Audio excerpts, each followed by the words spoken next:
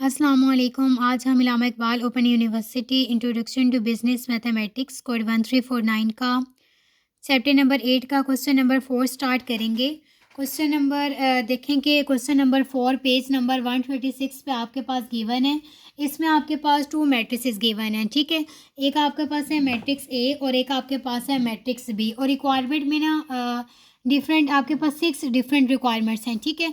अब इसमें first requirement में देखें तो उन्होंने कहा हुआ है कि आपने ए मैट्रिक्स का एडजॉइंट फाइंड करना है, फिर आपने बी मैट्रिक्स का एडजॉइंट फाइंड करना है, फिर आपने ए का डिटर्मिनेंट फाइंड करना है, फिर आपने बी का डिटर्मिनेंट फाइंड करना है, फिर आपने मैट्रिक्स ए को आपने मैट्रिक्स ए का ट्रांसपोज लेना है, फिर आपने मैट्रिक्स बी के ट्रांसपोज को मैट्रिक्स बी के साथ मल्टीप्लाई करना है, ठीक है।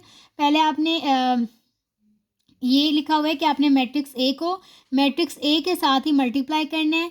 मैट्रिक्स ए के साथ ही मल्टीप्लाई करके जो आपके पास नया मैट्रिक्स क्रिएट होगा उसका आपने ट्रांसपोज ले लेना है, ठीक है। अब इसमें 6 रिक्वायरमेंट में लिखा हुआ है कि आपने मैट्रिक्स बी का आपने ट्रांसपोज ले लेना है। ट्रांसपोज लेने के बाद जो आपका आंसर आएगा उसको आपने बी मैट्रिक्स के साथ मल्टीप्लाई कर लेना है, ठीक है। तो ये 6 डिफरेंट रिक्वायरमेंट्स हैं। अगर मैंने आपको ये सारे क्वेश्चन करवाए तो इसमें बहुत ज़्यादा टाइम लग जाना है, और आपको पता है कि एग्जाम्पल्स में काफ़ी इन्हीं के क्वेश्चन की प्रैक्टिस हो चुकी है। अब ये देखें कि ए का एडजॉइंट लेने का तरीका भी वही होना है जो बी का एडजॉइंट लेने का तरीका होना है, ठीक है। अब यहाँ पे एडजॉइंट का ऑर्डर क्या है, 3 × 3, तो यहाँ पे ए का एडजॉइंट लेने का तरीका और बी का एडजॉइंट लेने का तरीका सेम है। इसमें मतलब 0.5% भी कोई डिफरेंस नहीं है। तो मैं ए का एडजॉइंट फाइंड करना आपको सिखाऊंगी, बी का एडजॉइंट आपने खुद फाइंड करना है। ए का डिटर्मिनेंट लेने का भी वही तरीका है जो बी का डिटर्मिनेंट लेने का तरीका है। तो ए का डिटर्मिनेंट लेना मैं आपको सिखा दूंगी, आपने बी का डिटर्मिनेंट खुद फाइंड करना है। इसी तरीके से 5 और 6 रिक्वायरमेंट में 5 वाली मैं आपको करवा दूंगी, 6 आपने खुद करनी है, या 5 और 6 दोनों मैं आपको करवा दूंगी, लेकिन इन दोनों में से एक एक ही चीज़ मैं करवाऊंगी क्योंकि ये सेम है, ठीक है। इनके दरमियान कोई डिफरेंस नहीं है। अच्छा, क्वेश्चन नंबर 4 की रिक्वायरमेंट ए है। इसमें आपके पास 6 रिक्वायरमेंट हैं, जिसमें आपके पास रिक्वायरमेंट नंबर 1 है कि आपने एडजॉइंट फाइंड करना है, ठीक है। एडजॉइंट आपने फाइंड करना है किसका, ए मैट्रिक्स का, और ए मैट्रिक्स का अगर हम ऑर्डर देखें तो 2/2 3/3 है। 2/2 का एडजॉइंट फाइंड करना है तो बहुत आसान होता है कि उसमें पहले आप प्लेस चेंज कर दें, प्लेस चेंज करने के बाद आप साइन चेंज कर दें, लेकिन ऑर्डर 3/3 का एडजॉइंट फाइंड करने का काफ़ी मतलब लेंथी प्रोसेस है। तो इसमें हमने क्या करना होता है कि इसमें यहाँ पे फार्मूला यूज़ होता है 3/3 में एडजॉइंट फाइंड करने का। एडजॉइंट जिस भी मैट्रिक्स का आप फाइंड करें, अब यहाँ पे ए है तो बी की दफ़ा में आपने यहाँ पे बी लिख देना है। आपने कोफैक्टर पहले फाइंड करने होते हैं उसी मैट्रिक्स के। यहाँ पे हम ए का एडजॉइंट फाइंड कर रहे हैं ना, तो आपने पहले ए मैट्रिक्स के कोफैक्टर्स फाइंड करने हैं। जब आप ए मैट्रिक्स के कोफैक्टर्स फाइंड कर लेंगे उनका आपने ट्रांसपोज ले लेना है, तो जो आपके पास आंसर आएगा वो आपके पास होगा एडजॉइंट। तो यहाँ पे अभी तक अगर आप डिटर्मिनेंट में बाय कोफैक्टर मेथड देखें ना, तो डिटर्मिनेंट में कोफैक्टर मेथड में सिर्फ हम 3 तरह के कोफैक्टर फाइंड करते हैं, small a11, small a12, small a13। तो ये 3 कोफैक्टर्स फाइंड करते हैं और हमारे पास डिटर्मिनेंट का आंसर आ जाता है, ठीक है। लेकिन एडजॉइंट में मैट्रिक्स के अंदर जितने डिटर्मिनेंट गिवन होते हैं ना, उतने ही आपने कोफैक्टर्स फाइंड करने होते हैं, ठीक है। यानी कि अगर हम ए एडजॉइंट को देखें, ए मैट्रिक्स को देखें, तो यहाँ पे हमारे पास कितने एलिमेंट्स गिवन है, 1 2 3 4 5 6 7 8 और 9। यहाँ पे हमारे पास 9 एलिमेंट्स गिवन है, तो इट्स मीन आपने 9 ही कोफैक्टर्स फाइंड करने हैं, ठीक है। तो सबसे पहले आपने देखना है कि आपने कितने कोफैक्टर्स फाइंड करने हैं। तो यहाँ पे अगर रफ वर्किंग में हम लिख लें, कोफैक्टर कितने फाइंड करने हैं, इनको कैलकुलेट करें एलिमेंट्स को 9, तो 9 आपने कोफैक्टर्स फाइंड करने हैं। और कोफैक्टर्स के आपने लोकेशन कैसे देनी है, बिल्कुल एग्जैक्टली इसी तरीके से देखनी है कि ये हमारे पास कौन सी वैल्यू होती है, A11, ये वैल्यू को क्या कहते हैं A12, इस वैल्यू को क्या कहते हैं A13। फिर नीचे वाली रो में क्या आ जाता है, यहाँ पे नीचे वाली रो में ये सारी पहले हमने ए की इनको नाम देना होता है, यानी कि ए है ना, तो सबको हमने ए नाम देना है। अब इनकी लोकेशन साथ मेंशन करनी होती है। ये एलिमेंट पहली रो के पहले कॉलम में है, ये एलिमेंट पहली रो के दूसरे कॉलम में है, पहली रो के तीसरे कॉलम में। अब यहाँ पे दूसरी रो स्टार्ट हो रही है, ठीक है। तो हम यहाँ पे लिखें 2 1, यानी कि ये दूसरी रो का पहला एलिमेंट है, ये वाला दूसरी रो का दूसरा एलिमेंट है, ये दूसरी रो का तीसरा एलिमेंट है। और यहाँ पे फिर इसी तरीके से ये तीसरी रो का पहला एलिमेंट है, ये तीसरी रो का दूसरा एलिमेंट है, और ये तीसरी रो का तीसरा एलिमेंट है। तो इस तरीके से आपने क्या करना है, इनको इनकी नंबरिंग दे देनी है और इस हिसाब से आपने क्या करना है, कोफैक्टर फाइंड करना है। अब एडजॉइंट के अंदर आपने ये 9 आपने इनको नंबरिंग दिया ना, तो 9 के 9 ही आपने कोफैक्टर फाइंड करने हैं, ठीक है। पहले हम करेंगे A11, A12 और A13। आपकी इनकी तो काफ़ी प्रैक्टिस हो चुकी है। बाकी भी सेम इसी तरीके से फाइंड करेंगे, इनमें कोई कोफैक्टर फाइंड करने में कोई चेंज नहीं आना, ठीक है। तो सबसे पहले हमने कोफैक्टर फाइंड करने हैं। हम यहाँ पे लिखेंगे कोफैक्टर ऑफ ए। पहले हम कोफैक्टर फाइंड करेंगे। कोफैक्टर में सबसे पहले हम A1 स्मॉल A11 की वैल्यू को फाइंड करेंगे, ठीक है। तो स्मॉल A11 की वैल्यू को किस तरीके से फाइंड करते थे कि सबसे पहले देखें कि यहाँ पे हम लिखते हैं -1, फिर हम यहाँ पे ये वाला 2 पैरेलल लाइंस लगाते हैं डिटर्मिनेंट वाली, और उसके बाद इसका क्या मतलब होता है, 1 और 1 का क्या मतलब होता है कि आप पहली रो और पहले कॉलम को इग्नोर कर दें, ठीक है। तो यहाँ पे मैंने ये लोकेशन लिख दी थी, तो आपको शायद समझ ना आ रहा हो, तो मैं यहाँ पे एक दफ़ा वैल्यू को फाइंड करने से पहले रफ पेज के ऊपर लिख देती हूँ, ठीक है। अब ये आपके पास ए मैट्रिक्स था। अब हमने A11 की वैल्यू को फाइंड करना है। तो इसका क्या मतलब है कि पहली रो, ये आपको पता होता है फर्स्ट वैल्यू किसको रिप्रेजेंट कर रही होती है, रो को, और सेकंड वैल्यू किसको रिप्रेजेंट कर रही होती है, कॉलम को। अब इसका मतलब है कि आप अपनी पहली रो, ये वाली रो को इग्नोर कर दें, और ये जो पहला कॉलम है इसको इग्नोर कर दें, तो रिमेनिंग आपके पास क्या एलिमेंट्स रह जाएंगे। पहली रो और पहले कॉलम को इग्नोर करने के बाद आपके पास क्या रह जाता है, -1, 2 एंड 3। तो आपने यहाँ पे उससे लिखना है -1, 2, फिर आपने लिखना है 2 और 3, ठीक है। तो पहले हम सारे इस तरीके से लिख लेते हैं और बाद में उनको क्या कर लेंगे, सॉल्व कर लेंगे। फिर आपने किसकी वैल्यू फाइंड करनी है, A1 और 2 की वैल्यू, ठीक है। तो इसकी वैल्यू को फाइंड करने का तरीका क्या होगा कि पहले हमने -1 लिखना है, और फिर हमने क्या करना है कि वो वाले एलिमेंट्स लिखने हैं जिनके दरमियान हमने क्या करना होता है, डिटर्मिनेंट लेना होता है।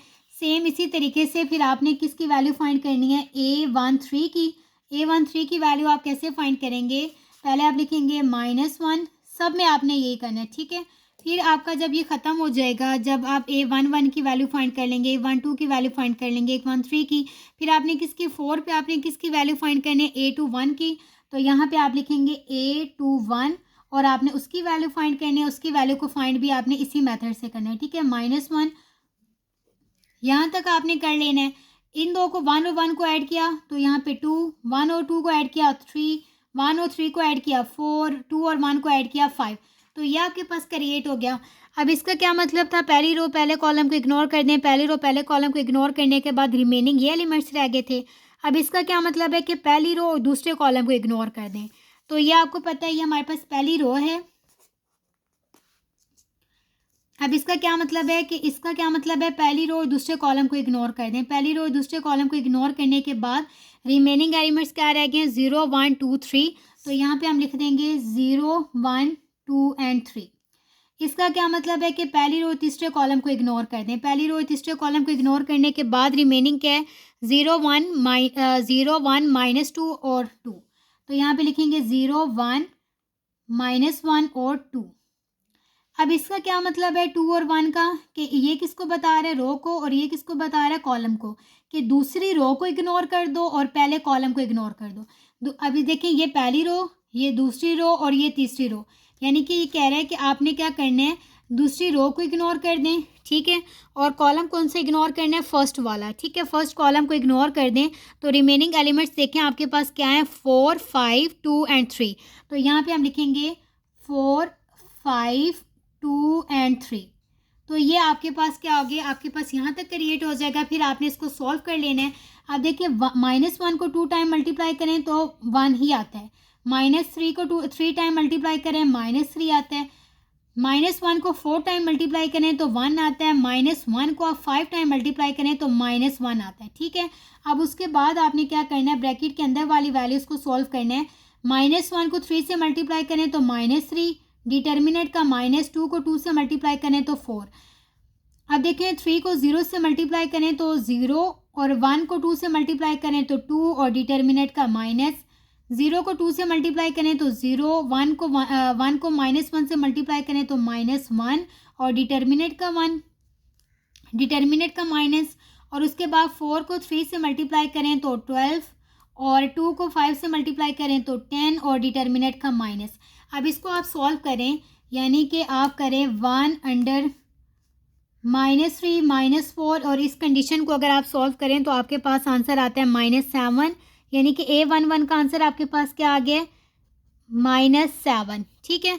उसके बाद इस कंडीशन को सॉल्व करें, -1 अंडर 0 -2, इसको सॉल्व करें तो आपके पास आंसर क्या आता है, सिंपल 2। तो यहाँ पे A12 का आंसर क्या आ गया, 2। अच्छा, फिर है आपके पास A13 वाली कंडीशन को सॉल्व करें तो हमारे पास आंसर आता है 0 1। तो यहाँ पे आप उसका लिखेंगे 1, ठीक है। उसके बाद A21 का आंसर क्या आता है, -1 अंडर 12 -10। तो इसको सॉल्व करने से आंसर क्या आता है, -2। तो यहाँ तक हमने सॉल्व कर लिया तो क्या आ गया, -2। तो देखिए मैंने आपको बताया था कि जितने एलिमेंट्स होने उतने ही आपने कोफैक्टर फाइंड करने हैं। तो यहाँ तक अगर आप देखें तो आपके पास 1 2 3 4 कोफैक्टर्स फाइंड हो गए। अभी आपने रिमेनिंग फाइंड करने हैं और इसी मेथड से आपने रिमेनिंग कोफैक्टर भी फाइंड करने हैं। अब देखें कि रिमेनिंग आपके पास ये कोफैक्टर हैं जिनके आपने फाइंड करने हैं। तो ये आपने सब में पहले कर लेना। उसके बाद 2 और 2 को ऐड करें तो यहाँ पे आता है 4, 2 और 5 को ऐड करें तो 5, 3 और 1 को ऐड करें तो 4, 3 और 2 को ऐड करें तो 5 और 3 और 3 को ऐड करें तो 6। तो ये आपके पास हो गया। अब इसको आप सॉल्व करते जाएँ तो ये -1 को 4 टाइम आप मल्टीप्लाई करेंगे तो आपके पास 1 आएगा। -1 को 5 टाइम मल्टीप्लाई करें तो -1 आएगा। -1 को 4 टाइम मल्टीप्लाई करें तो सिंपल 1 आएगा। -1 को 5 टाइम मल्टीप्लाई करें तो -1 आएगा। -1 को 6 टाइम मल्टीप्लाई करेंगे तो सिंपल 1 आएगा, ठीक है। मैंने आपको ये शॉर्ट ट्रिक बताया था कि आपने क्या करना है कि जहाँ जहाँ पे इवन है उस इट्स मीन आपको जब उसको मल्टीप्लाई करेंगे आपका आंसर पॉजिटिव ही आएगा, और जहाँ पे ऑड है तो उसको सॉल्व करने से आपका आंसर नेगेटिव आएगा।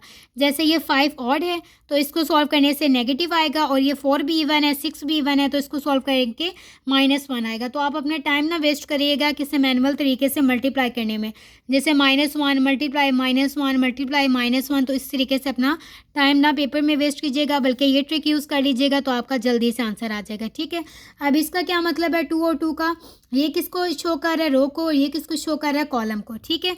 तो यानी कि वो कह रहे हैं कि दूसरी रो को इग्नोर कर दें और दूसरे कॉलम को इग्नोर कर दें, ठीक है। आपने ओरिजिनल मैट्रिक्स को देखना है कि दूसरी रो आपकी कौन सी बन रही है, ये आपकी पहली रो है, ये आपके पास दूसरी रो है। दूसरी रो और कॉलम कौन से इग्नोर करना है, दूसरा कॉलम इग्नोर कर दें। दूसरी रो और दूसरे कॉलम को इग्नोर करने के बाद रिमेनिंग क्या है, -3 5 1 एंड 3। तो यहाँ पे आप लिखेंगे -3 5, इसको इग्नोर करें ना तो देखें -3, यहाँ पे आता है 5 और यहाँ पे आता है 1 और यहाँ पे है 3, ठीक है। तो यानी कि इसको इग्नोर करने के बाद क्या रिमेनिंग है, -3 5 1 एंड 3। तो ये आपके पास आ जाएगा। उसके बाद सेकंड इसको देखें तो ये बता रहा है रो को और ये बता रहा है कॉलम को, यानी कि सेकंड रो के सेकंड और तीसरे कॉलम को इग्नोर कर दें तो रिमेनिंग क्या है, -3 4। तो यहाँ पे लिख लेंगे -3 4, और नीचे क्या है रिमेनिंग 1 एंड 2, तो यहाँ पे लिखेंगे 1 और 2, ठीक है। उसके बाद अगर इसको देखें तो ये किसको बता रहा है, रो को, और ये किसको बता रहा है, कॉलम, यानी कि तीसरी रो को इग्नोर कर दें और पहले कॉलम को इग्नोर कर दें। तो तीसरी रो और पहले कॉलम को इग्नोर करने के बाद रिमेनिंग क्या है, 4 5 -1 और 2। तो यहाँ पे लिखेंगे 4 5 -1 एंड 2, ठीक है। और उसके बाद है यहाँ पे देखें, ये भी रो को बता रहे हैं, कॉलम को, यानी कि तीसरी रो को इग्नोर कर दें, दूसरे कॉलम को इग्नोर कर दें तो रिमेनिंग क्या है, -3 5 0 और 2। तो यहाँ पे देखें हम लिखेंगे -3 5 0 और 2। फिर है तीसरी रो और तीसरे कॉलम को इग्नोर कर दें, ये तीसरी रो को इग्नोर कर दिया, तीसरे कॉलम को इग्नोर कर दिया, तो रिमेनिंग क्या है, -3 4 0 -1। तो यहाँ पे लिखेंगे -3 4 0 -1, और इसका हम क्या कर लेंगे, डिटर्मिनेंट फाइंड कर लेंगे, ठीक है। उसी मेथड से जैसे सिंपल डिटर्मिनेंट फाइंड करते हैं उसी तरीके से फाइंड करेंगे। तो यहाँ पे देखें -3 को 3 से मल्टीप्लाई करें तो -9, डिटर्मिनेंट का -1 को 5 से मल्टीप्लाई करें तो 5, -3 को 2 से मल्टीप्लाई करें तो आता है -6, डिटर्मिनेंट का -1 को 4 से मल्टीप्लाई करें तो 4, 4 को 2 से मल्टीप्लाई करें तो 8, -1 को 5 से मल्टीप्लाई करें तो -5, और डिटर्मिनेंट का माइनस। उसके बाद -3 को 2 से मल्टीप्लाई करें तो -6, डिटर्मिनेंट का माइनस, और ये है आपका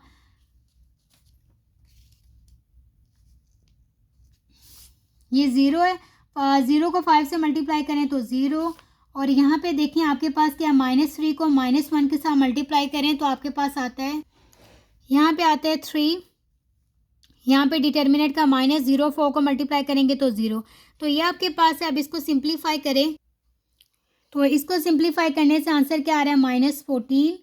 इस कंडीशन को सिंप्लीफाई करें तो आंसर आता है 1/-6 -4। इसको सॉल्व किया तो आंसर आता है 10, तो यहाँ पे लिखेंगे 10। और A31 को सॉल्व करें तो इसको सॉल्व करने से आंसर आता है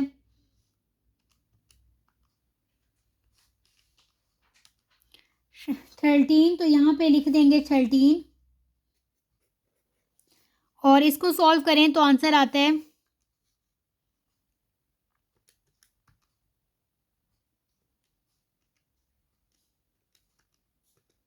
6, तो यहाँ पे लिखेंगे 6। अच्छा, यहाँ पे ना 6 आ गया, और उसके बाद देखें 3 वाली कंडीशन को सॉल्व करें तो आपके पास आएगा 1 देखें 1 ब्रैकेट के अंदर क्या, 3 -0। इस कंडीशन को सॉल्व किया तो आंसर क्या आ रहा है, सिंपल 3, ठीक है, यानी कि +3। अब आपको पता है कि मैंने आपको बताया था कि जितने आपके पास ये एलिमेंट्स होंगे उतने ही आपने कोफैक्टर फाइंड करने हैं। तो यहाँ पे आपके पास 9 एलिमेंट्स से 9 के 9 कोफैक्टर्स कंप्लीट हो गए हैं। आपने ये तरतीब लाजमन याद रखनी है, ठीक है, A11, A12, A13, फिर 1 1, ये 2 1, और ये इस तरह नहीं करना 11 12 13 14 15 16, तो फिर आपके आंसर सारे गलत आएंगे। आपने यही वाली लोकेशन याद रखनी है, क्योंकि ये बिला वजह नहीं है, ये पूरा लोकेशन को इंडिकेट कर रहे होते हैं, ठीक है। तो यह आपका कंप्लीट हो गया स्टेप 1। स्टेप 1 में क्या आपने फाइंड करना था कि जितने एलिमेंट्स से आपने उतने कोफैक्टर्स फाइंड करने हैं। अब यहाँ पे जितने एलिमेंट्स से कोफैक्टर्स फाइंड हो गए, अब आपने उन कोफैक्टर्स के ज़रिए एक मैट्रिक्स बनाना है। तो यहाँ पे आपने लिखना है कोफैक्टर ए के जो कोफैक्टर आपने बनाए हैं ना, उसका आपने एक मैट्रिक्स यहाँ पे लिखना है, ठीक है। ये आपने मैट्रिक्स कैसे बनाना है, ये आपने इस तरीके से बनाना है कि यहाँ देखें, पहले कौन सा आंसर लिखना है, A11 का। A11 का आंसर, ये A11 का एलिमेंट है। A11 का आपने जो कोफैक्टर फाइंड किया है, देखिए A11 का कोफैक्टर जो फाइंड किया था, आंसर क्या आया था, -7। तो ये -7 आपने उसकी जगह पे लिखना है। अब एलिमेंट नहीं लिखना बल्कि उसका कोफैक्टर लिखना है -7। उसके बाद देखें सेकंड हमें कौन सा चाहिए, A12 वाला आंसर चाहिए। A12 का कोफैक्टर जो फाइंड किया था, A12 का कोफैक्टर फाइंड किया था, तो आंसर क्या आया था, +2। तो ये आपने +2 उसकी जगह पे लिखना है, ठीक है। उसके बाद देखें कि यहाँ पे A13 का आंसर हमारे पास क्या आया था, कोफैक्टर फाइंड करने से A13 का आंसर आया था, यहाँ पे देखें A13 का आंसर क्या आया था, 1। तो यहाँ पे आप लिखेंगे 1, ठीक है। उसके बाद आपने लिखना है A21 का कोफैक्टर का आंसर लिखना है, ठीक है। A21 था, ये आपका A21 था, इसका आपने कोफैक्टर फाइंड किया तो आंसर क्या है, -2। तो यहाँ पे आप लिखेंगे -2, ठीक हो गया। यहाँ पे आपका -2 आ गया। उसके बाद आपको क्या चाहिए, A22 का कोफैक्टर। आपके पास कोफैक्टर फाइंड करने से आपके पास क्या आंसर आया था, A22 का -14। तो यहाँ पे आप लिखेंगे -14, ठीक है। ये भी आपका कंप्लीट हो गया, ये भी आपका कंप्लीट हो गया। उसके बाद A23 का कोफैक्टर लिया था तो आंसर आया था 10। तो यहाँ पे आप लिखेंगे 10, ठीक है। फिर A31 को कोफैक्टर लिया था तो आंसर आया था 13। तो यहाँ पे आप लिखेंगे 13। तो ये भी आपका कंप्लीट हो गया, ये तो पहले हो चुका। उसके बाद A32 का कोफैक्टर फाइंड किया था, A32 का कोफैक्टर लेने से आंसर आया था 6। तो आप यहाँ पे लिखेंगे 6। फिर यहाँ पे देखें A33 का कोफैक्टर लेने से आंसर क्या आया था, 3। तो यहाँ पे आप लिखेंगे 3। तो इस हिसाब से, जिस हिसाब से उनकी लोकेशन है, उसी हिसाब से आप उनके कोफैक्टर को रिप्लेस करेंगे, ठीक है। अब आपने एलिमेंट्स की जगह मैट्रिक्स के अंदर उनके कोफैक्टर्स को रिप्लेस कर दिया, ठीक है। ये इसका होता है सेकंड स्टेप भी कंप्लीट हो गया। अब आपने फाइनल इसका स्टेप कंप्लीट करना है, और जो फाइनल आप स्टेप कंप्लीट करेंगे वो इसका क्या होगा, एडजॉइंट। उसमें क्या करना होता है कि ये यहाँ पे मैं नेक्स्ट पेज पे कर देती हूँ। एडजॉइंट आप इस तरीके से निकालते हैं। बेसिकली एडजॉइंट लेने का तरीका ये था, एडजॉइंट ऑफ ए के जो आपने ए के कोफैक्टर्स फाइंड किए हैं उनका आप ले लें ट्रांसपोज। तो यहाँ पे आपने वो वाला मैट्रिक्स पहले लिखना है कि क्योंकि यहाँ पे मैं दोबारा लिख रही हूँ, फिर आप लोगों को समझ आएगी उसका ट्रांसपोज कैसे लेना है। देखें, एक मैट्रिक्स के कोफैक्टर लेने से यह आंसर आया था। अब हमने क्या लेना है, एक कोफैक्टर्स का ट्रांसपोज लेना है। ठीक है, ट्रांसपोज का आपको पता है कि चैप्टर नंबर 7 जो आपका था उसमें फर्स्ट टॉपिक ही ट्रांसपोज का था। ठीक है, तो वो इसी वजह से चैप्टर नंबर 7 में आपको स्टार्ट में ही चीज़ें समझा दी गई थी, क्योंकि मैट्रिसेस में ये चीज़ें बार बार यूज़ हो रही होती हैं। ठीक है, तो यहाँ पर हमने ये जो कोफैक्टर्स लिए हैं ना, इसका हमने ट्रांसपोज लेना है। जब हम इसका ट्रांसपोज ले लेंगे फिर आपका जो आंसर आएगा ना वो आपका एडजॉइंट ऑफ ए होगा। ठीक है, ये देखें, आप इसमें ट्रांसपोज में इस तरह करते हैं कि जो आपकी रोज़ होती हैं उसको हम कर देते हैं कॉलम में कन्वर्ट। ये आपके पास फर्स्ट रो है, या आपके पास सेकंड रो है, या आपके पास थर्ड रो है। ये आपके पास फर्स्ट रो, सेकंड रो और थर्ड रो, आपने इनकी वैल्यूज़ को कॉलम में कन्वर्ट करना है। ठीक है, तो ये आपके पास फर्स्ट रो की वैल्यू को लें, -7 2 और 1, इसको कॉलम में कन्वर्ट कर दें। -7 2 एंड 1 कन्वर्ट हो गया। फिर ये आप सेकंड रो लें और इसको सेकंड कॉलम में कन्वर्ट कर दें। -2 -14 और 10 इसको कॉलम में कन्वर्ट कर दें। फिर उसके बाद ये थर्ड रो लें और इसको भी कॉलम में कन्वर्ट कर दें। 3 6 एंड 3, और ये आपके पास जो अब आंसर आया है ये आपके पास क्या है, एडजॉइंट ऑफ ए। तो यहाँ पे आपका जो क्वेश्चन नंबर 4 है उसका जो फर्स्ट पार्ट था जिसमें आपने ए का एडजॉइंट फाइंड करना था वो कंप्लीट हो गए, और इसको आपने इसकी प्रैक्टिस बहुत करनी है, और आपने याद रखना है कि इसके लिए फार्मूला यूज़ होता है cofactor of A. Cofactor of A find करते हैं, पहले हमें सारे एलिमेंट के कोफैक्टर्स फाइंड करने पड़ते हैं, फिर उनका ट्रांसपोज लेना होता है। तो ट्रांसपोज लेने के बाद जो आंसर होता है वो एडजॉइंट ऑफ ए होता है। ठीक है, तो एडजॉइंट ऑफ ए मैंने आपको करवा दिया है, एडजॉइंट ऑफ बी आपने खुद फाइंड करना है। एडजॉइंट ऑफ बी फाइंड करने से आपके पास सेम इसी मेथड से आपने, ये मैंने दूसरे मेथड से यहाँ पे फाइंड किया हुआ है, तो एडजॉइंट ऑफ बी फाइंड करने से आपके पास यही वाला आंसर आना चाहिए। ठीक है, तो आपने प्रैक्टिस करनी है और फिर मुझे कमेंट्स पे बताना है कि आपका बी का एडजॉइंट लेने से ये वाला आंसर आ रहा है कि नहीं आ रहा। ठीक है, अगर आपका यही वाला आंसर आ रहा है तो इट्स मीन आपको एडजॉइंट फाइंड करना अच्छी तरीके से समझ आ गया कि ऑर्डर 3/3 का एडजॉइंट कैसे फाइंड करते हैं, और आपने ये वाला आंसर टैली कर लेना है। ठीक है, तो यहाँ पे आपका जो चैप्टर नंबर 8 है उसका क्वेश्चन नंबर 4 उसके दो क्वेश्चन कंप्लीट हो गए। ये मैंने करवा दिया है और ये आपने खुद करना है, और इसका आंसर भी मैंने आपको बता दिया कि ये इसका आंसर होगा। ठीक है, और उसके बाद अब हमने करना है कि एक डिटर्मिनेंट फाइंड करना है कि अगर मैट्रिक्स जिसका ऑर्डर 3/3 हो उसका डिटर्मिनेंट कैसे फाइंड करते हैं। ठीक है, अब एक डिटर्मिनेंट फाइंड करने के लिए वही आपको फार्मूला अप्लाई करना पड़ेगा। अब इस फार्मूला में डिटर्मिनेंट के लिए ये वाला फार्मूला यूज़ होता है A11 small a11 A12 small a12 A13 small a13। ठीक है, अब इसमें जो फर्स्ट वैल्यूज़ होती हैं ना ये 3, अब कैपिटल वाली वैल्यूज़ आपके पास मैट्रिक्स के अंदर ही होती हैं। ये A11 की, A12 की, A13 कैपिटल वाली वैल्यूज़ तो आपके पास क्वेश्चन में गिवन है, और आपने कोफैक्टर्स आपने फाइंड करने हैं, यानी कि स्मॉल a11 का भी आपने कोफैक्टर फाइंड करना है, स्मॉल a12 का भी कोफैक्टर फाइंड करना है, स्मॉल a13 का भी कोफैक्टर फाइंड करना है। कैसे कोफैक्टर फाइंड करना है, बिल्कुल सेम इसी तरीके से जिस तरीके से अभी कोफैक्टर फाइंड किए हैं उसी तरीके से आपने कोफैक्टर फाइंड करना है। अब क्योंकि अभी रिसेंटली हमने कोफैक्टर फाइंड किए हैं इसी मैट्रिक्स के, यानी कि मैट्रिक ए के कोफैक्टर फाइंड किए। A11 का आंसर आया था -7, A12 का आंसर आया है 2 और A13 का आंसर है 3। तो यहाँ से लेकर यहाँ तक आपने दोबारा ये वाला करना है। ठीक है, ठीक है, ये सारे सिमिलर यही कोफैक्टर्स हैं। तो हमने क्या करना है, अब हमारे पास सारे आंसर्स हैं, यानी कि अब इस इन वैल्यूज़ को क्या करना है, फार्मूला में पुट कर देना है। ठीक है, क्योंकि ए का डिटर्मिनेंट इक्वल टू होगा, देखें कि